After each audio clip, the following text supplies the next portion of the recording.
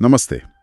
आज हम 1971 के भारत पाकिस्तान युद्ध की एक ऐसी कहानी की तह तक जा रहे हैं जो जासूसी, रणनीति और थोड़े कह सकते हैं दुर्भाग्य का एक दिलचस्प मिश्रण है। हाँ बिल्कुल। हम बात कर रहे हैं पाकिस्तानी पनडुब्बी PNS काजी, उसके डूबने की। ये कैसे हुआ और भारत का जो सबसे ताकतवर जहाज था उस वक्त INS विक्रांत, उसका इससे क्या कनेक्शन था? ये बहुत अहम सवाल है। हमारे पास इस पर कई स्रोत हैं, मतलब ऐतिहासिक रिकॉर्ड्स हैं, कुछ हाल ही में सामने आई जानकारियां भी हैं और नौसैनिक अभियानों के विश्लेषण भी। जी। तो आज का हमारा लक्ष्य है इन बिखरी हुई कड़ियों को जोड़कर पूरी तस्वीर समझना, कैसे डूबी गाजी और इस एक घटना ने युद्ध पर क्या असर डाला। चलिए इसे खोलते हैं। बिल्कुल। और ये समझना भी जरूरी है कि 1971 में ये जो नौसैनिक मोर्चा था, ये इतना अहम क्यों था। पूर्वी पाकिस्तान, जो आज बांग्लादेश है, वहाँ हालात बहुत खराब थे। मतलब पश्चिमी पाकिस्तान का दबदबा, भाषा और संस्कृति को लेकर तनाव, वो सब चरम पर था। हाँ, वो तो था ही। ऐसे में समुद्र पर किसका नियंत्रण है, ये दोनों देशों के लिए जीत हार का सवाल बन गया था, क्योंकि पूर्वी पाकिस्तान तक पहुंचने का समुद्री रास्ता ही मुख्य जरिया था, है ना? सही कहा। तो कहानी शुरू होती है मार्च 1971 से। 25 मार्च को पाकिस्तानी सेना ने पूर्वी पाकिस्तान में वो ऑपरेशन सर्च लाइट के नाम से एक बड़ा क्रैकडाउन शुरू किया। हाँ, और उसमें मानवाधिकारों का भारी उल्लंघन हुआ, बहुत बड़े पैमाने पर हिंसा हुई। तो हुआ ये कि पूर्वी पाकिस्तान से लाखों लोग भागकर भारत आ गए। हाँ, लाखों। ये कोई छोटी संख्या नहीं थी। कुछ ही महीनों में ये आंकड़ा कहते हैं 90 लाख के पार पहुंच गया था। बाप रे। सोचिए, भारत पर अचानक कितना भारी आर्थिक बोझ आ पड़ा होगा। करीब $700 मिलियन, जो उस वक्त भारत के कुल बजट का लगभग 4% था। शरणार्थी कैंप बनाने पड़े और जनसंख्या का संतुलन बिगड़ने का भी खतरा था। भारत ने कोशिश तो बहुत की, मतलब डिप्लोमेटिक लेवल पर, UN तक में, कि कोई हल निकले, लेकिन बात बनी नहीं। तो जब सारे रास्ते बंद दिखे, अप्रैल 1971 में प्रधानमंत्री इंदिरा गांधी ने तीनों सेना प्रमुखों, आर्मी, नेवी, एयरफोर्स को बुला के पूछा कि क्या फौरन, मतलब तुरंत पूर्वी पाकिस्तान में सैन्य कार्रवाई की जा सकती है। और दिलचस्प बात यह है कि सेना प्रमुखों, खासकर आर्मी चीफ सैम मानेकशॉ ने तुरंत कार्रवाई के लिए मना कर दिया। अच्छा, क्यों? उन्होंने कहा कि देखिए, मानसून आने वाला है, हमारी तैयारी अभी पूरी नहीं है, और अगर हमें बिल्कुल निश्चित जीत चाहिए तो हमें दिसंबर तक का समय चाहिए। ये एक बड़ा, मतलब बहुत सोचा समझा रणनीतिक फैसला था जिसे इंदिरा गांधी ने मान लिया।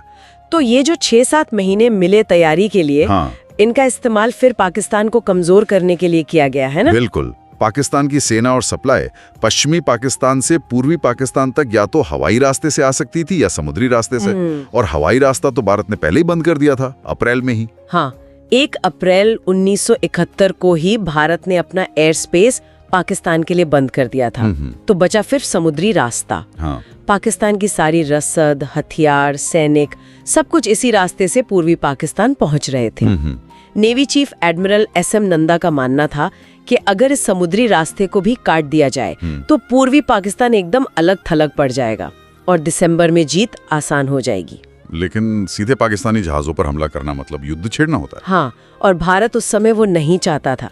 यहीं से जन्म हुआ एक बहुत ही गुप्त ऑपरेशन का, ऑपरेशन एक्स। ऑपरेशन एक्स, ये क्या था? हाँ, ये बड़ा ही चालाकी भरा प्लान था।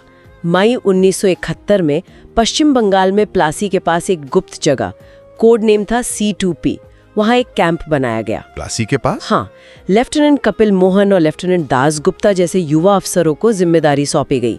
यहाँ पूर्वी पाकिस्तान की आज़ादी के लिए लड़ रहे मुक्ति बाहिनी के लड़ाकों को खास ट्रेनिंग दी गई।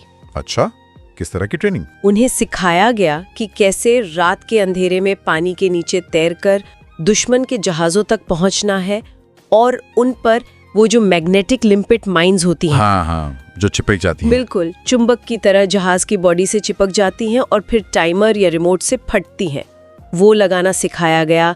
साथ ही रात में दिशा पहचानने की ट्रेनिंग भी दी गई। तो एक तरह से नेवल कमांडोज तैयार किए गए। फिर क्या हुआ इन कमांडोज का? फिर आया एक्शन का टाइम। 15 अगस्त 1971 की रात को सिग्नल दिया गया। ऑल इंडिया रेडियो पर कुछ खास गाने बजाए गए जो मुक्ति बाहिनी के लिए कोड थे। गानों से सिग्नल? वाह। हाँ, सिग्नल मिलते ही ये प्रशिक्षित लड़ाके चटगांव, मोंगला, चांदपुर जैसे बड़े बंदरगाहों पर निकले। उन्होंने पाकिस्तानी जहाज़ों के नीचे चुपके से माइंस लगा दी। और कामयाब रहे? बिल्कुल। 16 अगस्त की सुबह धमाके होने शुरू हुए। MV अल अब्बास, MV हॉर्म्यूज जैसे बड़े मालवाहक जहाज तबाह हो गए। अनुमान है कि करीब 19,000 टन पाकिस्तानी हथियार और सप्लाई नष्ट हुई। 19,000 टन? हाँ, हालांकि ये आंकड़ा अलग अलग स्रोतों में थोड़ा ऊपर नीचे हो सकता है, लेकिन 100 से ज्यादा छोटे बड़े जहाज क्षतिग्रस्त हुए। इस ऑपरेशन में शामिल रहे कैप्टन MNR सामंत ने अपनी किताब में इसका बहुत विस्तार से वर्णन किया है। तो पाकिस्तान को पता चल गया होगा कि ये सिर्फ गुरिल्ला हमला नहीं है। फौरन समझ गया पाकिस्तान। ये इतने सटीक और बड़े हमले थे कि उन्हें पता चल गया कि इसके पीछे भारत का हाथ है। बाद में जो अमेरिकी CIA के दस्तावेज सामने आए, उनसे भी पुष्टि होती है कि अमेरिका को पता था कि भारत मुक्ति बहाने की मदद कर रहा है। तो ऑपरेशन एक्स से पाकिस्तान बौखला गया होगा? हाँ बिल्कुल।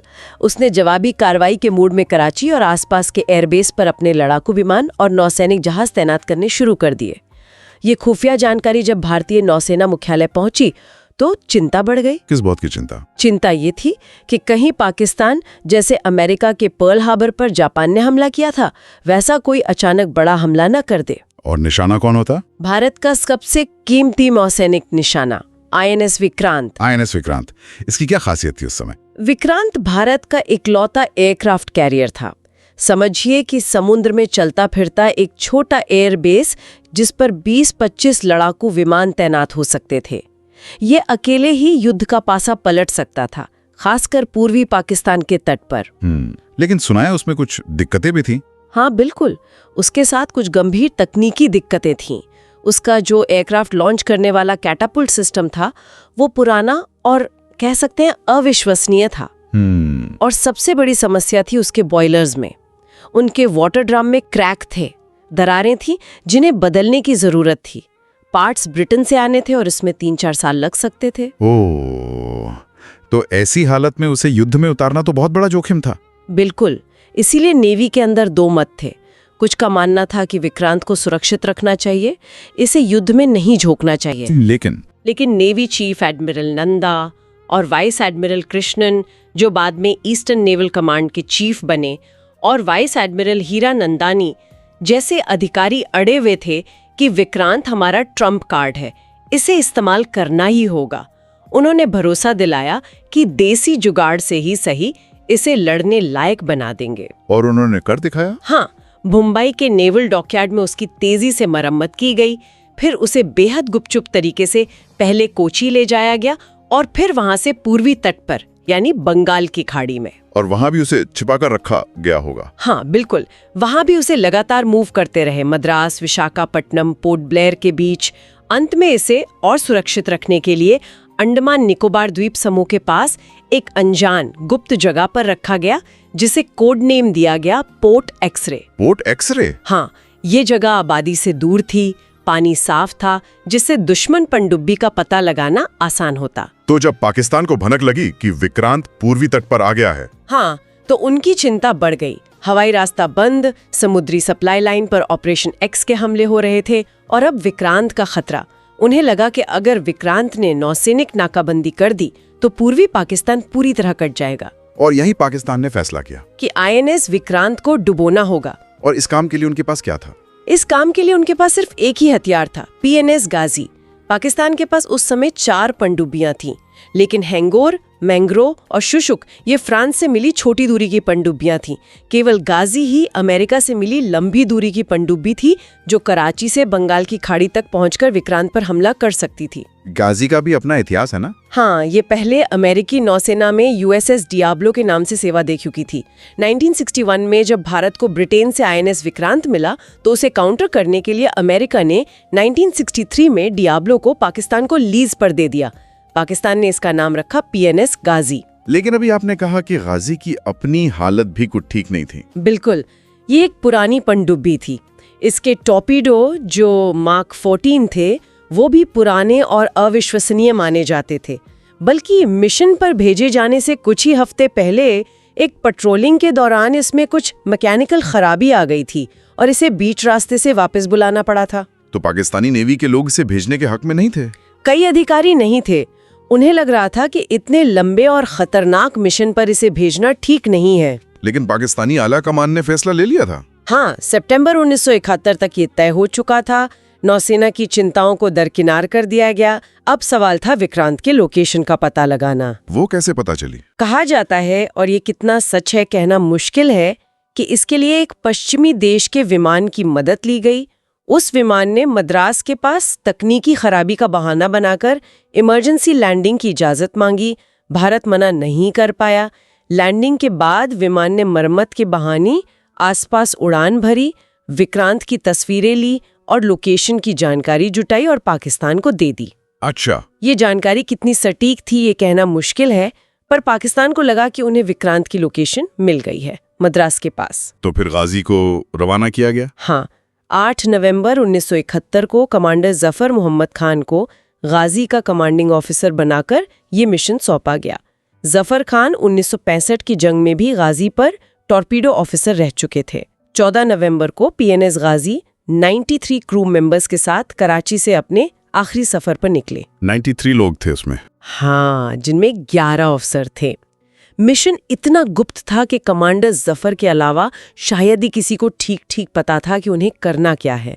ऑर्डर एक सील बंद लिफाफे में थे, जिसे समुद्र में एक निश्चित जगह पहुंचकर खोलना था। शुरू में क्या निर्देश थे? शुरुआती निर्देश सिर्फ ये थे कि भारतीय तट से काफी दूरी बनाकर करीब 400 नॉटिकल मील दूर रहकर बंगाल की खाड़ी की तरफ बढ़ो और विक्रांत के आसपास गश्त करो। गाजी ने भारतीय निगरानी से बचने के लिए काफी लंबा रास्ता अपनाया। लेकिन क्या भारतीय नौसेना को इसकी कोई भनक नहीं लगी? बिल्कुल लगी। भारतीय नौसेना कराची, रावलपिंडी और ढाका से आने जाने वाले पाकिस्तानी नौसैनिक सिग्नल्स पर लगातार नजर रखे हुए थी। कैसे? उनके पास क्या तकनीक थी? उनके पास आज जैसे सुपर कंप्यूटर तो नहीं थे, लेकिन एक बहुत कारगर रेडियो डायरेक्शन फाइंडर यानी RDF सिस्टम था। ये सिस्टम इनक्रिप्टेड मैसेज को पढ़ तो नहीं सकता था, मतलब डिक्रिप्ट नहीं कर सकता। बिल्कुल। हाँ, लेकिन ये बता सकता था कि सिग्नल किस दिशा से आ रहा है और किस दिशा में जा रहा है। तो इससे कैसे पता चला कि गाजी आ रही है? यार, नौसेना की जो सिग्नल इंटेलिजेंस यूनिट थी, खासकर कमांडर धर्मदेव दत्ता, जिन्हें मजाक में DDD भी कहते थे, उन्होंने एक पैटर्न देखा। उन्होंने पाया कि दक्षिण पूर्व दिशा में समुद्र में कोई चीज धीरे धीरे आगे बढ़ रही है और रुक रुक कर छोटे एनक्रिप्टेड सिग्नल वापस पाकिस्तान भेज रही है। ये किसी पनडुब्बी का पैटर्न लग रहा था। अच्छा। शक तब और गहराया जब उन्होंने इंटरसेप्ट किए गए संदेशों का विश्लेषण किया। पता चला कि पिछले कुछ दिनों में पश्चिमी और पूर्वी पाकिस्तान के बीच गुप्त संदेशों की संख्या अचानक बढ़ गई थी। एक संदेश पकड़ा गया जिसमें पूर्वी पाकिस्तान के चटगांव बंदरगाह से एक खास किस्म के लुब्रिकेंट तेल की मांग की गई थी। और ये तेल पनडुब्बियों में लगता है? हाँ, ये तेल आमतौर पर पनडुब्बियों या माइन स्वीपर जहाजों में ही इस्तेमाल होता था। और क्या भारत के पास गाजी की कोई तकनीकी जानकारी थी? हाँ, कुछ जानकारी थी, जैसे पीएनएस गाजी की रेडियो फ्रीक्वेंसी की आदतें, सिग्नल की ताकत, एंटीना पैटर्न वगैरह। जब इन सब चीजों को मिलाया गया, मतलब वो पनडुब्बी जैसा सिग्नल पैटर्न, बढ़े हुए गुप्त संदेश, खास तेल की मांग और गाजी की ज्ञात रेडियो प्रोफाइल, तो कमांडर दत्ता और उनकी टीम को यकीन हो गया कि ये पीएनएस गाजी ही है और वो विक्रांत का शिकार करने आ रही है। इसी दौरान एक और पुष्टि हुई रॉ के एजेंटों से। हाँ, रॉ के 2 एजेंट कोडनेम्ड रॉडर और मूरिया 8 कराची में थे। उन्होंने देखा कि कराची बंदरगाह के आसपास असामान्य रूप से एंटी एयरक्राफ्ट गन और रेडार तैनात किए जा रहे हैं। शांति काल में ऐसा नहीं होता।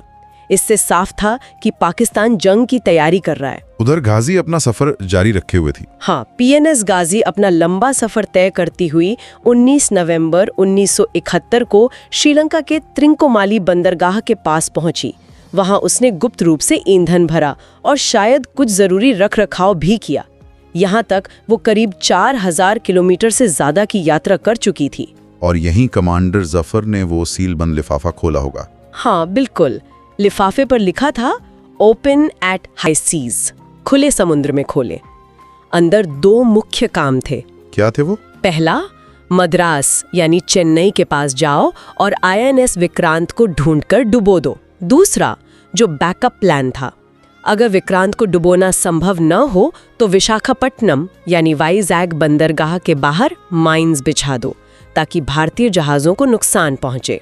अच्छा, तो ये दूसरा काम शायद ऑपरेशन एक्स का बदला लेने के लिए था। हाँ, शायद। अब गाजी की टीम को अपना असली मिशन पता चल चुका था। गाजी मद्रास की ओर बढ़ चली। भारतीय नौसेना को लोकेशन का पता चल रहा था? सटीक लोकेशन नहीं, शॉर्ट रेडियो बर्स्ट से ये तो पता चल रहा था कि गाजी बंगाल की खाड़ी में घुस चुकी है, लेकिन वो ठीक कहाँ है ये अभी भी पहेली थी। यहाँ भारतीय नौसेना ने एक और चालाकी की। क्या? जब भी गाजी सिग्नल भेजती, भारत उसी फ्रीक्वेंसी पर उससे कहीं ज्यादा ताकतवर बैकग्राउंड सिग्नल भेज देता। इससे गाजी और पाकिस्तान हेडक्वार्टर के बीच कम्युनिकेशन में दिक्कत आती। उन्हें मैसेज दोहराने पड़ते, जिससे लोकेशन का अंदाजा लगाने में थोड़ी और मदद मिलती। फिर गाजी मद्रास पहुंची। हाँ, अनुमान है कि 2 दिसंबर के आसपास गाजी मद्रास के तट के पास पहुंचकर विक्रांत को तलाशने लगी। ईस्टर्न नेवल कमांड के चीफ वाइस एडमिरल कृष्णन ने पहले से ही मद्रास के मछुआरों को ट्रेनिंग दे रखी थी। मछुआरों को? हाँ, उन्हें सिखाया गया था कि पनडुब्बी के क्या निशान हो सकते हैं, जैसे पानी पर तेल का फैलना या पेरिस्कोप या स्नॉकल का दिखना। कुछ मछुआरों ने ऐसे ही संदिग्ध निशान देखे और नेवी को खबर कर दी। तो कृष्णन समझ गए कि गाजी पहुंच गई है। फौरन समझ गए, और ये भी कि विक्रांत खतरे में है। उन्होंने तुरंत विक्रांत को मद्रास से हटाने का आदेश दिया। पहले सोचा गया कि विशाखापट्टनम ले जाएं, लेकिन फिर लगा कि गाजी वहां भी पीछा कर सकती है, इसलिए विक्रांत को फौरन उस गुप्त ठिकाने पोर्ट एक्सरे पर भेज दिया गया। लेकिन कृष्णन यही नहीं रुके, उन्होंने गाजी को फंसाने का प्लान बनाया। हाँ, ये एक मास्टर प्लान था। उन्हें पता था कि गाजी अब विक्रांत को ढूंढेगी। उन्होंने गाजी को विशाखापट्टनम की तरफ खींचने का फैसला किया। कैसे? ये कमाल का मनोवैज्ञानिक दाव था।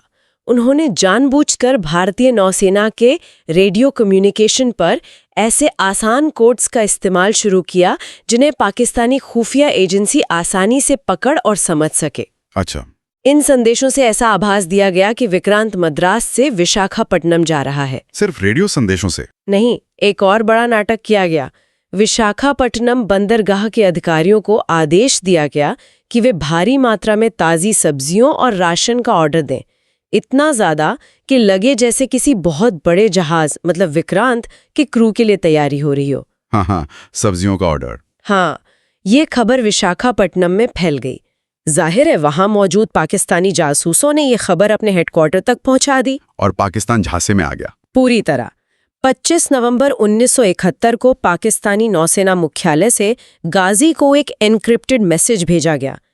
Occupy zone victory with full dispatch, intelligence indicates carrier in port. मतलब फौरन विशाखापट्टनम पहुंचो, खुफिया जानकारी है कि एयरक्राफ्ट कैरियर विक्रांत वहीं बंदरगाह में है। वाह, यानी शिकारी खुद शिकार बन गया। बिल्कुल। मैसेज मिलते ही कमांडर जफर ने गाजी का रुख मद्रास से विशाखापट्टनम की ओर मोड़ दिया, जो करीब 340 नॉटिकल मील दूर था। इस बार उसने पूरी तरह रेडियो साइलेंस बरता, कोई सिग्नल नहीं भेजा। क्यों? क्योंकि उसे अंदाजा था कि विशाखापट्टनम नेवल बेस ज्यादा सतर्क होगा। अनुमान है कि 27 नवंबर की रात तक गाजी विशाखापट्टनम के बाहरी इलाके में पहुंच गई और विक्रांत की तलाश करने लगी। लेकिन अब भारतीय नौसेना के लिए एक नई समस्या खड़ी हो गई होगी। हाँ बिल्कुल। मद्रास के बाद से गाजी का कोई सिग्नल नहीं मिला था। वो कहाँ है किसी को पता नहीं था। Eastern army commander lieutenant general Jacob भी चिंतित हो गए। उन्होंने कृष्णन से पूछा, कहीं गाजी को हमारे प्लान की भनक तो नहीं लग गई? कहीं वो सीधे पोर्ट एक्सरे पर हमला करने तो नहीं जा रही? विशाखापट्टनम बंदरगाह वो कैसा है? क्या वहां छुपना आसान था? विशाखापट्टनम बंदरगाह के 2 हिस्से हैं। एक भीतरी हार्बर जहां जहाज खड़े होते हैं और एक बाहरी हार्बर। बाहर समुद्र की तरफ कंक्रीट की एक लंबी दीवार है, ब्रेक वाटर कहते हैं, जो ऊंची लहरों से बचाती है। जहाजों के आने जाने के लिए एक मुख्य चैनल या रास्ता है। गाजी इसी चैनल के मुहाने के पास पहुंच गई थी। तो कमांडर जफर के पास अब क्या विकल्प थे? उसके पास 3 मुख्य रास्ते थे। एक, वो चुपके से भीतरी हार्बर में घुस जाए, लेकिन वहां पानी काफी कम गहरा था, करीब 15 मीटर, तो पकड़े जाने का खतरा बहुत ज्यादा था। दूसरा, वो बाहरी हार्बर के मुहाने पर ही इंतजार करे कि विक्रांत कब बाहर निकलेगा। और तीसरा, वो अपने बैकअप प्लान पर काम करे, यानी चैनल के मुहाने पर माइंस बिछा दें। और उसने तीसरा विकल्प चुना? हाँ, उसने तीसरा विकल्प चुना। उसने फैसला किया कि जब तक विक्रांत का पता नहीं चलता तब तक वो चैनल में माइंस बिछाएगा, ताकि कोई भी भारतीय जहाज अंदर बाहर न जा सके। उसने अपनी टीम को माइंस तैयार करने का आदेश दिया। ये माइंस बिछाना आसान था? नहीं, ये काफी पेचीदा काम था। इन माइंस में एक काउंटर होता था। आप सेट कर सकते थे कि कितने जहाज गुजरने के बाद धमाका हो। जफर ने शायद विक्रांत के साथ आने वाले सुरक्षा जहाजों का अंदाजा लगाकर काउंटर को 20 पर सेट किया होगा। योजना थी कि माइंस को करीब 150 मीटर के फासले पर और 30 मीटर की गहराई पर बिछाया जाए। एक माइन बिछाने में करीब 30 से 50 मिनट का समय लगता था। तो अब आता है वो निर्णायक मोड़। हाँ, बिल्कुल। अनुमान है कि ये 28 नवंबर की रात या 29 नवंबर की सुबह की बात है। जफर ने पहली माइन सफलतापूर्वक बिछा दी। जब वो दूसरी माइन बिछाने की तैयारी कर रहा था, तभी उसकी पेरिस्कोप टीम ने दूर से एक जहाज को बंदरगाह की तरफ आते देखा। उन्हें लगा ये विक्रांत है। शायद उन्हें लगा ये विक्रांत हो सकता है। असल में वो INS मगर नाम का एक लैंडिंग शिप था जो मरम्मत के लिए आ रहा था। गाजी की टीम ने सोचा कि जब तक जहाज पास आएगा दूसरी माइन बिछ जाएगी, लेकिन शायद उन्होंने जहाज की रफ्तार का गलत अंदाजा लगा लिया। तो क्या हुआ? वो जहाज उम्मीद से ज्यादा तेजी से पास आ गया। आखिरी पलों में टक्कर से बचने के लिए गाजी को तेजी से नीचे की तरफ गोता लगाना पड़ा, इमरजेंसी डाइव। और यहीं गड़बड़ हो गई। हाँ, 2400 टन से ज्यादा वजनी गाजी का संतुलन बिगड़ा और वो सीधे नीचे जाकर तेजी से समुद्र तल से टकरा गई। टक्कर जोरदार थी। पनडुब्बी वहीं कीचड़ और रेत में धंस गई। निकलने की कोशिश की गई पर गाजी हिल नहीं पाई। नुकसान भी हुआ होगा। हाँ, इस टक्कर से गाजी को नुकसान भी पहुंचा। उसके भारी हल्के कुछ हिस्से टूटकर पानी में बिखर गए और शायद अंदरूनी झटका इतना तेज था कि उसकी टॉर्पीडो ट्यूब्स अपनी जगह से हिल गईं, जिससे उनमें लोड किए गए टॉर्पीडो कभी भी अपने आप फायर हो सकते थे या फट सकते थे। बाप रे, तो गाजी फंस गई। हाँ, फंसी हुई थी, लेकिन अभी भी ऑपरेशनल थी। उसका लॉगबुक चल रहा था। ये जगह थी विशाखापट्टनम तट से कुछ दूर। कोऑर्डिनेट्स लगभग 17 डिग्री 40.8 नॉर्थ, 83 डिग्री 21 ईस्ट। वो पहली माइन जो उसने बिछाई थी वो वहीं पड़ी रही और कई महीनों बाद 1972 में मिली। तो गाजी फंस चुकी थी। पाकिस्तान को इसकी खबर मिली? नहीं। 28, 29, 30 नवंबर 3 दिन बीत गए। पाकिस्तान नेवल हेडक्वार्टर का गाजी से कोई संपर्क नहीं हुआ। उन्हें अंदाजा हो गया कि गाजी शायद डूब गई है। अब पाकिस्तान के लिए स्थिति गंभीर हो गई होगी। बहुत गंभीर। हवाई रास्ता बंद, समुद्री सप्लाई लाइन बाधित, मुक्ति वाहिनी जमीन पर लड़ रही थी और उनका सबसे बड़ा नौसैनिक हथियार गाजी भी शायद मारा गया था। पाकिस्तान को लगा कि अब युद्ध के सिवा कोई चारा नहीं। उन्होंने 3 दिसंबर 1971 को भारत पर औपचारिक रूप से हमला करने का फैसला किया। और भारत को इसका अंदेशा था। हाँ, 1 दिसंबर को भारतीय नौसेना ने पाकिस्तान का एक और गुप्त संदेश इंटरसेप्ट किया। इसमें पाकिस्तान अपने व्यापारी जहाज़ों और एयरक्राफ्ट्स को बंगाल की खाड़ी से दूर रहने की चेतावनी दे रहा था। ये साफ संकेत था कि पाकिस्तान जल्द ही उस इलाके में बड़ा हमला करने वाला है। अब भारत को विक्रांत को युद्ध में उतारना था, लेकिन गाजी का क्या हुआ ये अभी तक पक्का नहीं था। हाँ, यही अनिश्चितता थी। क्या वो सचमुच डूब गई या कहीं छुपकर मौके का इंतजार कर रही है? इसी से निपटने के लिए वाइस एडमिरल कृष्णन ने एक और कह सकते हैं साहसी योजना बनाई। क्या थी वो योजना? INS राजपूत नाम का एक पुराना डिस्ट्रॉयर जहाज था जो रिटायर होने वाला था। फैसला हुआ कि राजपूत को विक्रांत का डिकॉय यानी बहुरूपिया बनाकर भेजा जाए। मतलब? प्लान ये था कि 2 दिसंबर को INS राजपूत अकेले विशाखापत्तनम से निकलेगा और अपने सिग्नल ऐसे ऑन रखेगा जैसे वो विक्रांत हो। वो उसी इलाके में गश्त करेगा जहां गाजी के होने का शक था, ताकि अगर गाजी जिंदा है तो हमला करे। हाँ बिल्कुल, अगर गाजी जिंदा है और छुपी हुई है तो वो राजपूत को विक्रांत समझकर हमला करेगी।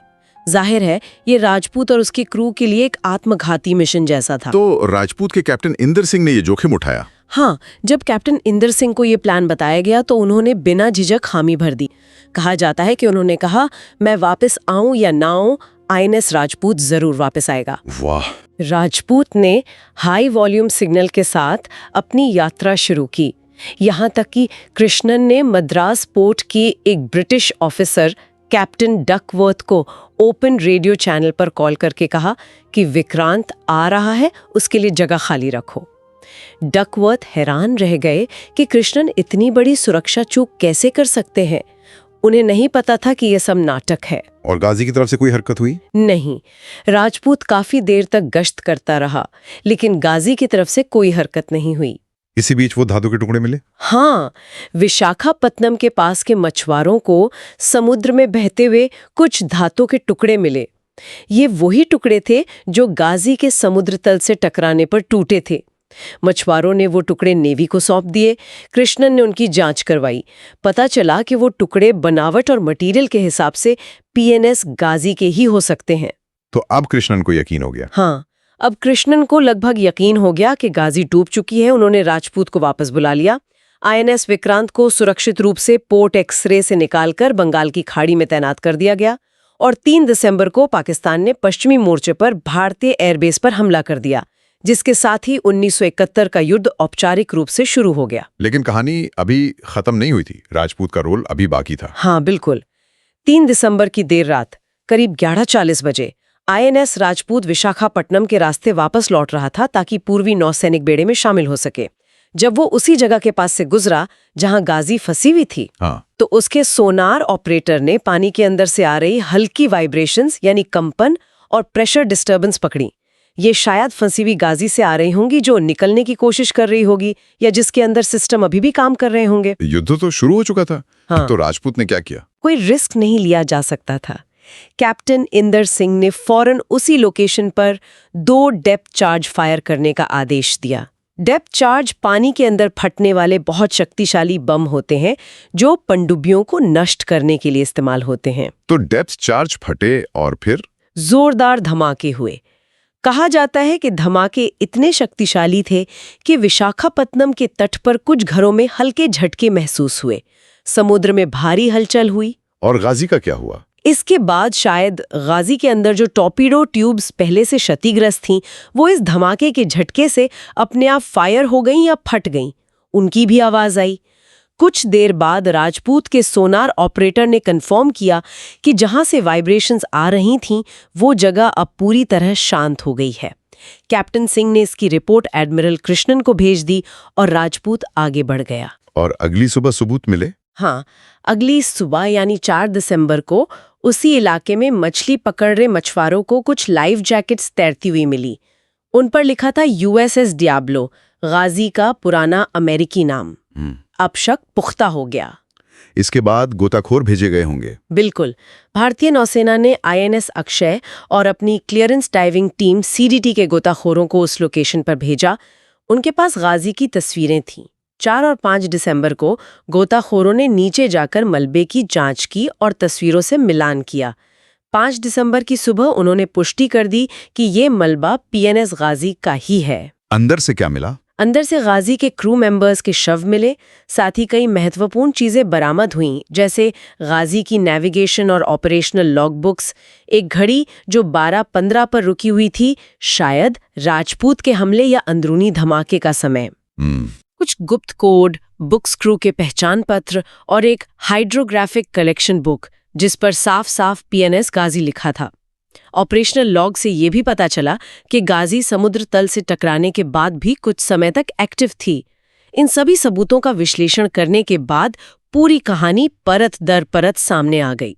तो ये थी पीएनएस गाजी के डूबने की पूरी कहानी, जिसमें वो ऑपरेशन एक्स का बैकग्राउंड, विक्रांत को बचाने की रणनीति, गाजी को फंसाने का वो धोखा, हाँ वो सब्जियों वाला धोखा, हाँ, फिर गाजी की अपनी तकनीकी खामियां और शायद रफ्तार का गलत अनुमान, और अंत में आईएनएस राजपूत का वो निर्णायक हमला, सब शामिल था। बिल्कुल। और इसका महत्व बहुत बड़ा था।